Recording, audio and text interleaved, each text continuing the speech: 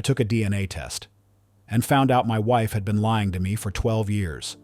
Not a one-time slip-up, not a moment of weakness, but a long, quiet, calculated affair with a man I'd shaken hands with 3 times and never once liked. The truth didn't smack me in the face.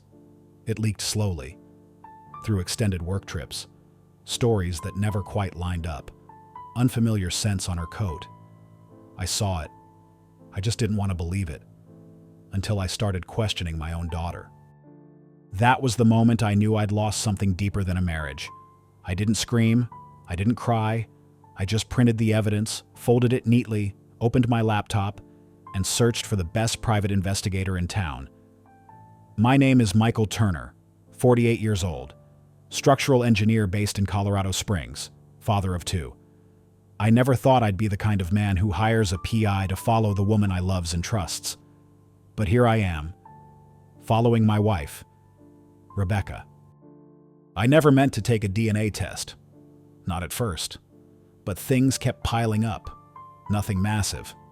Just small, quiet cracks that started to eat away at the foundation of trust. Ever since Rebecca got promoted, she started traveling more. 3 days, then 5, then whole weeks. It became a pattern. Once, I called her while she was on one of those trips.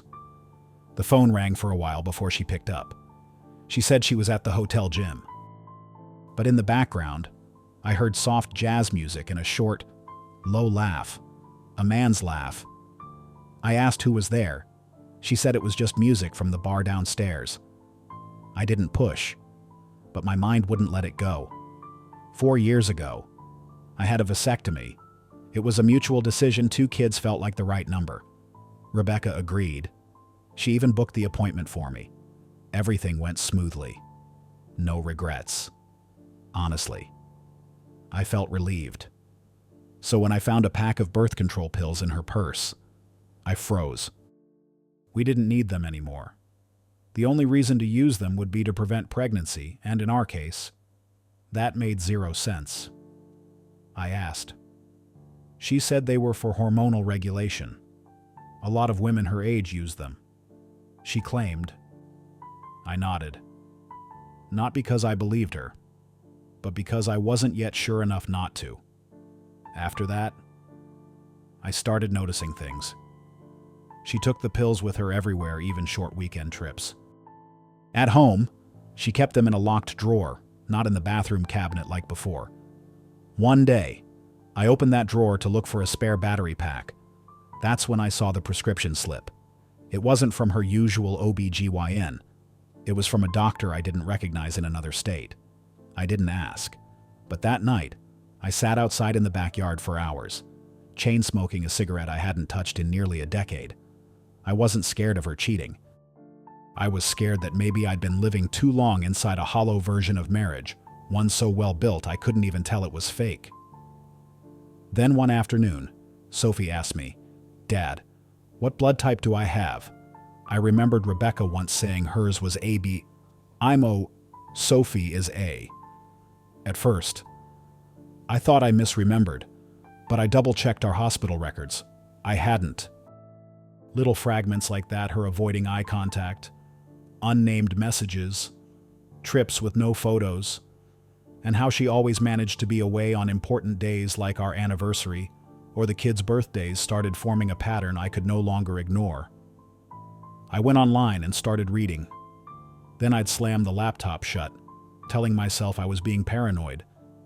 But every night, I lay in bed unable to sleep. So I got up and ordered a DNA test kit. It arrived 3 days later. I collected a hair sample from Sophie and from myself. I didn't tell anyone. I wasn't looking to accuse. I just needed something to anchor myself. If Sophie was my daughter, at least one thing in my life was still real. At the same time, I started looking up private investigators. I didn't even know what I was hoping to find: evidence, photos, or just someone who could confirm that I wasn't losing my mind. I picked a man named Thomas. His credentials were clean. No flashy ads. When I called, he only asked me one thing. "How much truth do you really want?" I told him all of it. No sugarcoating, no soft landings. I wanted to know who I'd really been married to for the past 17 years. He set a meeting for Tuesday morning, a small cafe near my office. By the time I arrived, he was already there, 2 black coffees on the table. No handshake. I simply slid him an envelope with Rebecca's 6-month travel calendar, a few family photos, and a copy of our landline call history. He nodded and said he'd need about 10 days. I didn't ask anything else. 3 days later, the DNA results came in. My hands shook when I opened the envelope. Sophie was mine. 99.9999% match. I exhaled relieved, but also empty. The doubt no longer clung to my daughter. It circled back to the woman I called my wife. And this time, I had nothing left to hold on to. Over 2 weeks later, the PI texted me, "Case closed." He said, "We met at the same cafe near my office." He arrived early and slid a thick envelope onto the table without saying a word. Inside were photos, documents, and a USB drive. I flipped through the prints. Rebecca and Daniel Cross, her former boss. The one I never liked appeared in multiple settings: restaurants, airports, hotel lobbies. In one picture, they sat side by side in a resort hallway. His hand was resting on her thigh. He also printed out old emails messages from a secondary account Rebecca had once used, still auto-logged on an old laptop. He cross-referenced her travel schedule with hotel check-ins. Everything matched. Rebecca had used our joint account to book fake work trips, pay for hotel stays for 2, and even withdraw cash during out-of-state meetups with him. None of the amounts were huge, but every cent came from our shared funds. The same pool we used to pay for tuition, insurance, groceries, and savings for the kids' college. But the part that hit hardest, she'd started the affair in late 2011, just 6 months after Sophie was born. And it had gone on for nearly 12 years. 12 years I'd spent completely in the dark. Then came something even worse, and I knew without a doubt this would be the part that'd shatter Rebecca. At the bottom of the file, Marcus had stapled a short note. During his surveillance, he'd uncovered something else. Daniel wasn't just seeing Rebecca. He was sleeping around. A lot. With younger coworkers, clients, random women from bars. It wasn't love. It wasn't even a secret relationship. It was just something he did on rotation. None of the women knew about each other. None of them were public, including Rebecca. I sat with that for a long time. Rebecca truly believed her relationship with Daniel was special, that it meant something deeper than just sex. But with someone like him, special probably just meant longer than the others. And the more I thought about it, the colder I felt. Then the fear crept in, not of her, but of my own body. If Daniel was sleeping around with multiple women, and Rebecca didn't know, then what about me? I'd been with her all these years. No protection, no precautions. I gave her my full trust, blindly. The next morning, I went to a clinic. Blood work, urine tests, full STD panel. I didn't explain. The doctor glanced at me, nodded, and printed out the checklist. Waiting for the results was the most powerless I've ever felt. I didn't control anything anymore, not my marriage, not my emotions, not even my own health. Thankfully, everything came back clean. I sat in my car, staring at the paper, then folded it and tucked it into the glove box beside my vehicle registration. I let out a long breath, not because I was healthy, but because at least my body was still intact after everything my mind had been dragged through. And right then, I knew if I hesitated any longer, I'd pay for it in ways I couldn't afford, maybe even with myself. From that moment on, hesitation was gone. There was nothing left to wait for. I couldn't keep living beside someone who'd gambled with both my body and my trust for over a decade, someone who still thought she could come back from it. When I got home, I opened my laptop and searched for the best divorce attorneys in the area. I drafted a short email, attached the evidence I had, and asked for the earliest available consultation. A few days later, I found myself sitting across from Karen, a sharp, composed woman with the kind of quiet confidence that doesn't need to raise its voice. She flipped through the file I brought, pausing only to nod now and then. According to her, I had just about everything we'd need to build a case proof of infidelity, signs of financial manipulation, and documentation showing I'd been the primary caregiver for the kids for years. From that moment on, I started living a double life. On the outside, I was still the same husband, going to work, picking up the kids, cooking dinner, cleaning the house, smiling when I needed to. But inside, I was a man slowly, silently preparing his exit from a marriage that had already ended, just not on paper yet. I started gathering everything: financial records, bank statements, mortgage documents, school schedules, even photos of Rebecca missing important events, our anniversary, parent-teacher conferences, the kids' birthdays. I became meticulous, careful with every move. No slip-ups, no shifts in routine, no confrontations, nothing that might tip her off. One evening, after the kids were asleep, I packed up all the sentimental leftovers: wedding photos, anniversary cards, even her wedding dress still sealed in the vacuum bag she once asked me to keep safe. I put it all in a box, closed it tight, left it in the garage. I knew the moment would come, and when it did, everything had to be clean, precise, final. I picked a Friday, not by chance. I knew that weekend. Rebecca said she'd be on a work trip in Portland, but according to the itinerary Marcus had tracked, she and Daniel were actually staying at a boutique resort in Napa Valley, the same place she once said she'd love to take the whole family when we had time. I made sure everything would arrive at just the right moment. First was the divorce petition, prepared by my attorney. It included a temporary no-contact order to protect me and the kids from any interference or intimidation during the legal process. Everything was properly signed, notarized, and airtight. A professional process server was hired to deliver the documents to both of them. Hand-delivered. No warning. No heads up. Right at the hotel front desk. Then came the box. I'd been preparing it for weeks. No fluff. No theatrics.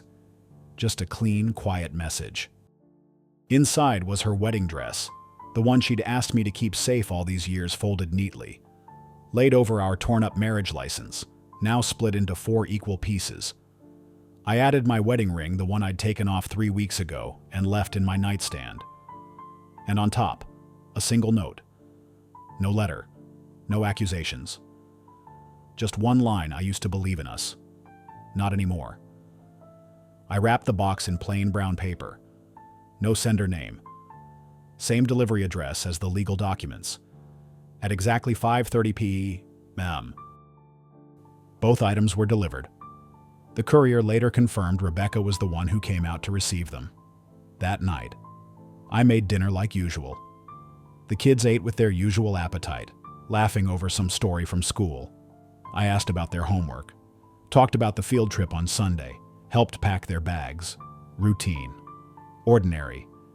But watching them so innocent, so unaware of what was unraveling beneath their feet, made something inside me ache in a way I can't describe.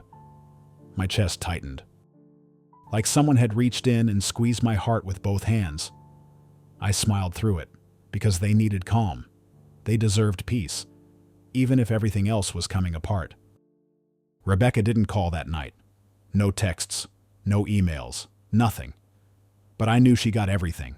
The process server confirmed it. She answered the door herself, signed for the documents without a word, no questions, no visible reaction. But I could picture it, her opening that box in a hotel room hundreds of miles away, the scent of wine still on her hands, her blouse halfway undone. Daniel likely still somewhere in the room. I didn't picture more than that. I didn't need to. It wasn't until late Sunday afternoon that her name finally lit up on my phone. I didn't answer. A few minutes later, a text came in. Just one line. "Can we talk?" I left it on read. That night, I received an email from her lawyer. They'd filed a motion to freeze joint assets pending inventory. No objections to the divorce terms, but she wanted visitation with the kids. She came home Monday morning. As soon as I saw her car pull into the garage, I took the kids and left. Dropped them off at school early. The house was empty when she arrived. No welcome home. Later, I reviewed the footage from the porch camera. She stood outside the door for a while. No makeup. Puffy eyes. A folder in one hand. The taped-up brown box in the other. She didn't ring the bell. Didn't knock. Just stood there long enough to realize she didn't belong there anymore. That evening, she called again. I still didn't answer, but I listened to the voicemail. No tears. No begging. Just a long, heavy sigh, then a quiet apology, and silence. Then the call ended. Part of me wondered what she felt. Regret, shame. Or did she still think this was all just a phase me acting out, trying to make a point I didn't know, and I didn't need to anymore? The next morning, while I was making breakfast for the kids, I saw her car parked across the street. She didn't get out. She just sat there, watching the house for a few minutes before driving away.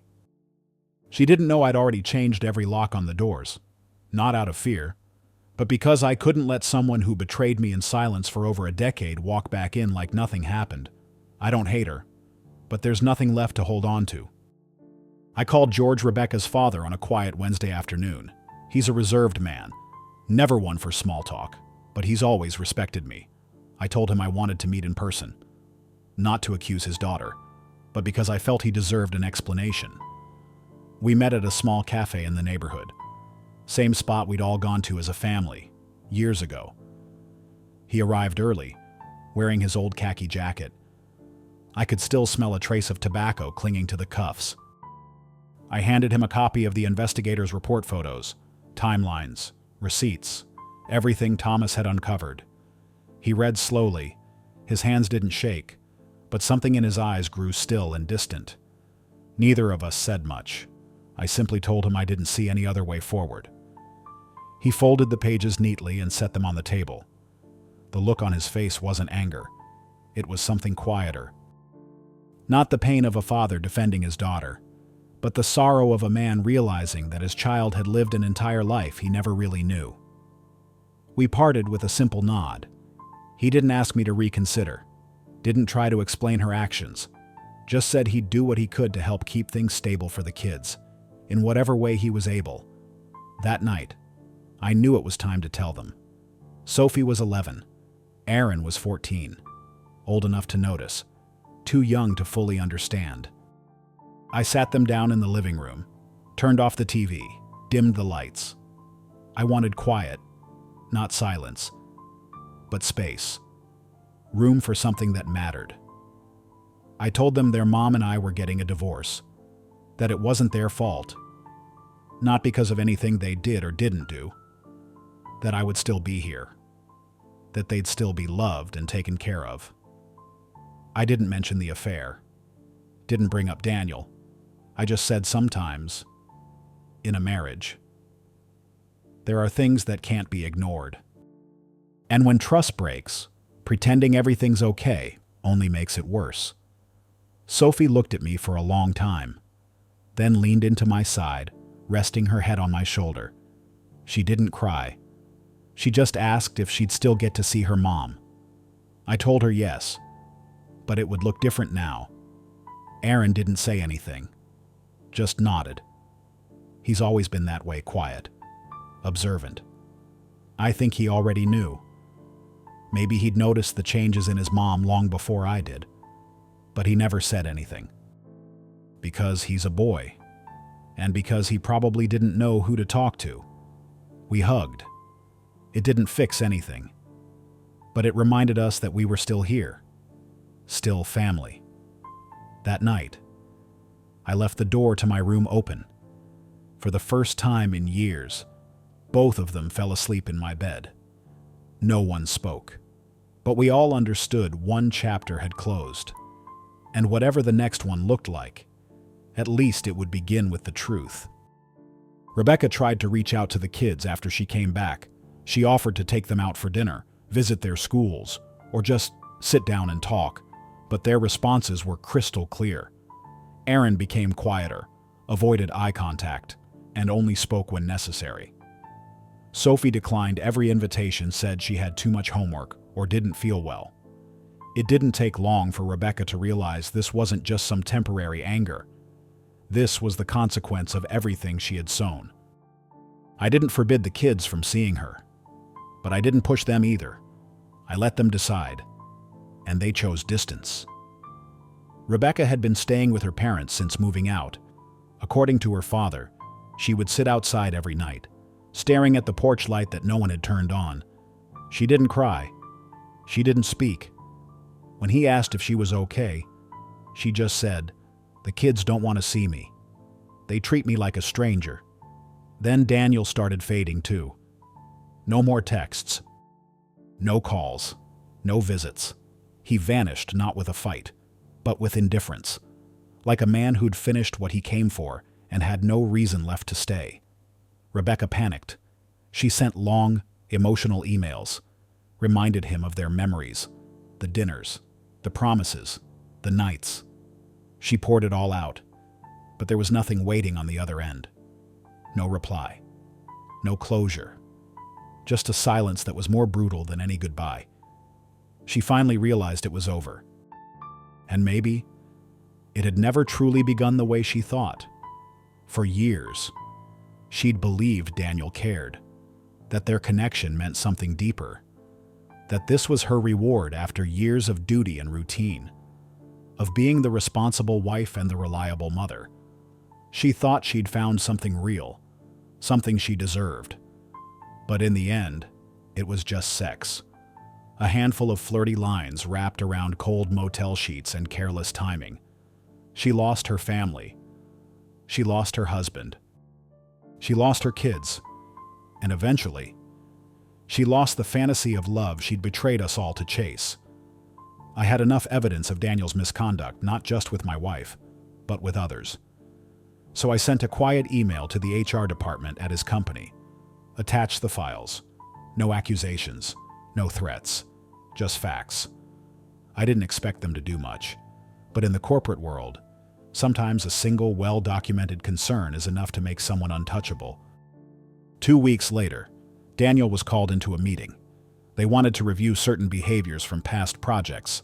He was furious, blamed everything on me, said he was the victim of a vindictive ex-husband, but he didn't come after me. He went after Rebecca. He filed a complaint with her company, claimed that back when they worked together, she was the one who pursued him, said he'd tried to keep things professional, but she kept pushing. He even attached old messages carefully edited and out of context. Enough to raise suspicion, not enough to prove anything. Still, it was enough to stain her name. Rebecca received notice from her company's legal department. They wouldn't take legal action, but they were terminating her contract. No references, no endorsements, nothing that would help her stay in the industry. In her field, that kind of silence is a death sentence. No one defended her. Not her friends. Not her colleagues. Certainly not Daniel. I don't think she ever imagined the only man she betrayed everything for would be the one to sink her last. She stopped sleeping, stopped showing up anywhere, didn't look for work. According to her father, she just unraveled. Every morning, she'd sit in the kitchen, staring into her coffee until it went cold. He once found her curled up on the living room floor, holding the wedding box I'd sent back, muttering something under her breath he couldn't quite hear. There were no tears, just a hollowing out, a slow, quiet emptiness that no one except her could ever fill. The divorce hearing took place after nearly 3 months of preparation. All the evidence had already been submitted. My lawyer was efficient, firm, not aggressive. We weren't out to destroy anyone. We just laid out the truth, piece by piece, until the full picture was undeniable. Rebecca didn't contest anything. She didn't deny. She didn't defend. She just sat there, hands clasped in her lap, eyes downcast, never looking at me or anyone else in the room. The court granted me temporary custody of the kids, with scheduled visitation for Rebecca at their grandparents' house. The assets were redistributed, adjusted to reflect her financial misconduct and breach of marital trust. The house stayed with me and the children. No one argued. When it ended, I walked out of that courtroom without looking back, not out of anger, but because I knew what was behind me no longer belonged to me. It was George who eventually convinced Rebecca to see a therapist. He told me that at first. She resisted. But one morning, he found her sitting in the front yard for 4 hours, staring at a jacket Sophie had left behind. He didn't say anything, just started the car. She didn't fight it. During her first session, she barely spoke, but she stayed. And after that, she kept going. Not regularly, but enough. Maybe somewhere inside, she knew if she didn't do something, she'd keep falling.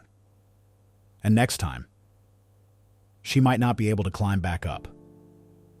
As for me, after everything, I finally found something I hadn't felt in years. Peace. Mornings filled with the sound of little feet running down the hallway. Evenings filled with the smell of real food cooking in the kitchen, not takeout. And nights that were quiet, but not empty. No more filling silence with spiraling thoughts. I took the kids on a weekend trip. They laughed more. They didn't ask where their mom was. They didn't flinch when I reached out to hold their hands. I didn't tell them everything. Not yet. But I showed them what mattered. That they are loved. That they are safe. And that no matter what happens, I'm here. I don't feel like I won anything. This wasn't a victory. It was a closing. Of something painful, but necessary. And now I get to begin again. Not from the start, but from exactly where I fell with what remains. And for the first time in a long while, it's enough.